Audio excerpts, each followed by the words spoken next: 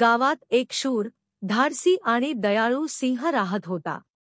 तो जंगलाचा राजा म्हणून सर्व प्राण्यांवर प्रेमाने राज्य करायचा. त्याचं एकच तत्त्व होतं, सर्वांनी एकमेकांवर प्रेम करावं आणि न्यायाने वागावं, त्यामुळे जंगलातील सर्व प्राणी त्याला आदर देत असत. सिंह कधीही कोणावर अन्याय करत नसे आणि नेहमी गरीब व दुर्बल प्राण्यांना मदत करत असे. सिंहाच्या राज्यात एक लबाड कोल्हा होता. तो अत्यंत चतुर होता आणि नेहमी दुसऱ्यांच्या वस्तू चोरून खायचा. कोल्ह्याचं मन नेहमी दुसऱ्यांना फसविण्यात गुंतलेलं असायचं.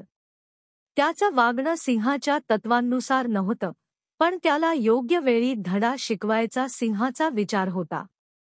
एके दिवशी सिंहाला जंगलातील सर्व प्राण्यांचा मेळावा घेण्याचं सुचलं. त्याने सर्वांना संदेश दिला की सर्वांनी सकाळीच एका मोठ्या मैदानात जमावं. दुसऱ्या दिवशी सकाळी सर्व प्राणी त्या ठिकाणी जमले.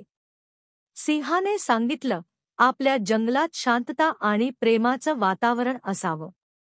सर्वांनी एकमेकांना मदत करावी. सर्वांनी सिंहाचं समर्थन केलं.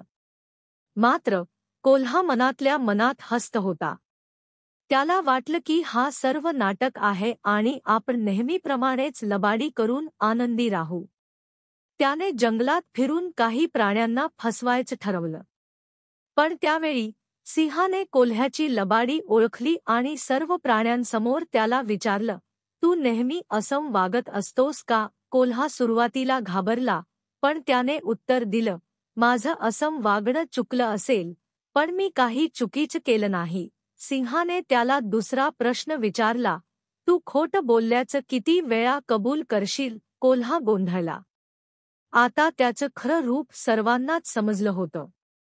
सिंहाने मग सर्व प्राण्यांना सांगितलं की कोणीही लबाडपणा करू नये आणि नेहमी चांगलं वागावं, कारण शेवटी चांगल्याचाच विजय होतो. सर्वांनी सिंहाचं कौतुक केलं आणि कोल्ह्यानेही आपली चूक कबूल केली.